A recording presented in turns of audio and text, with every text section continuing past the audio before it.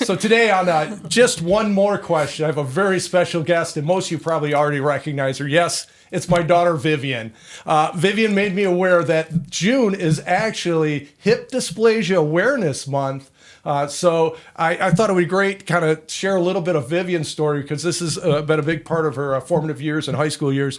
So Vivian, why don't you start us off by giving us a brief explanation of what hip dysplasia is? Yes. So first off, wanted to say I'm very happy to be here.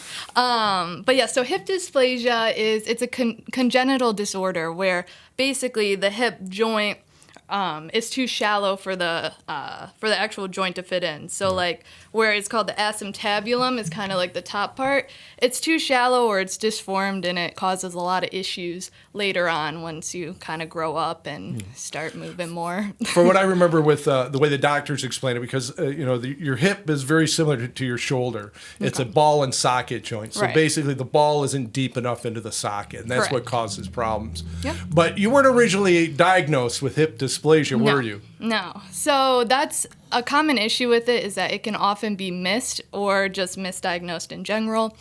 So at first I was just diagnosed with a labral tear, which is very common with hip dysplasia.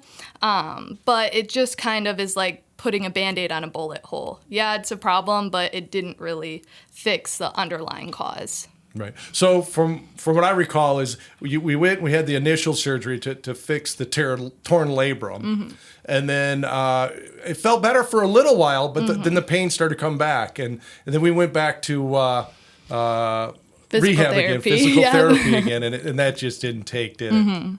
Right. Yeah. So it was a lot of ups and downs, but we finally got to the point we found the right doctor, we found the right surgeon who knew exactly what I needed. He did the surgery. I'm just about 2 years post-op now, and I feel better than ever, really. No, that's good.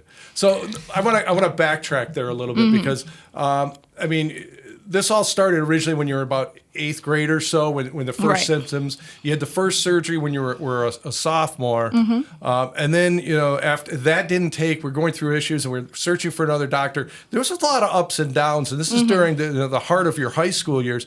What did you do to kind of deal and cope with that? So a lot of it was just talking to other people going through similar situations. I did join a Facebook group that helped a lot. It was called like PAO group, and PAO is the name of the surgery that I had. And it really helped. It just to know that there's other people out there going through such a major thing, helped a lot, just to have that community. And are you still active in that community? I am still active. That's good to hear. Yeah. So I just kind of try to be the person that I felt I needed during that time. So I'm really encouraging and try to be uplifting to everybody on there. Right. And then what do they call people like you?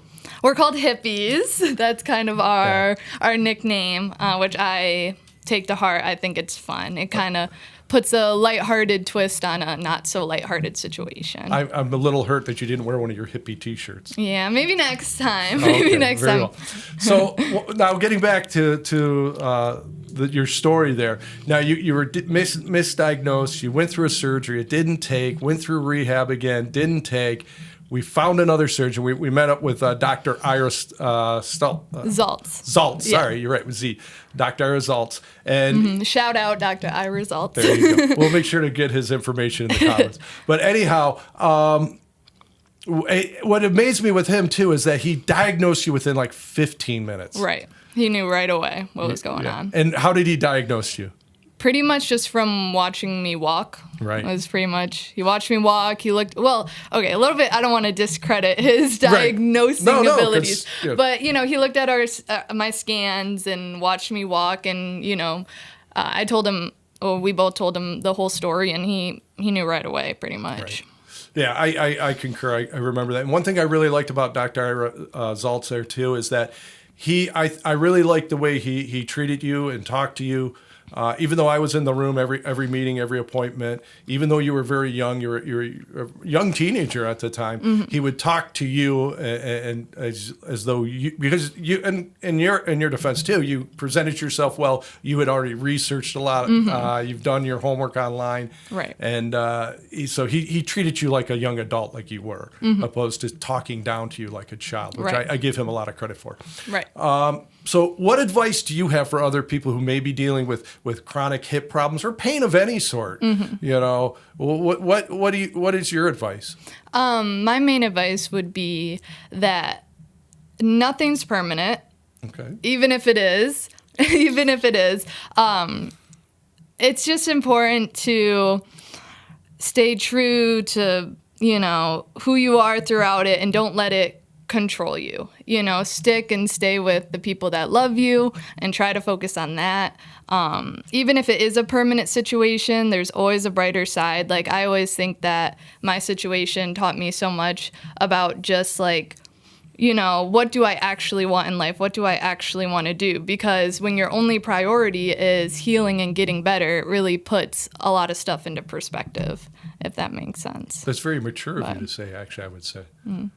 Well, you alluded to it earlier, but one last question. I understand that you're kind of coming up on a special anniversary. You're what, 2 years post-op? 2 years post-op. Well, I think Bobby's got here something for you here to help celebrate. That's very kind.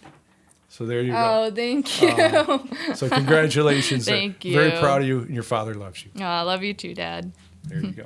Well, thank you. So there you go. So it looks like a Martian. It does.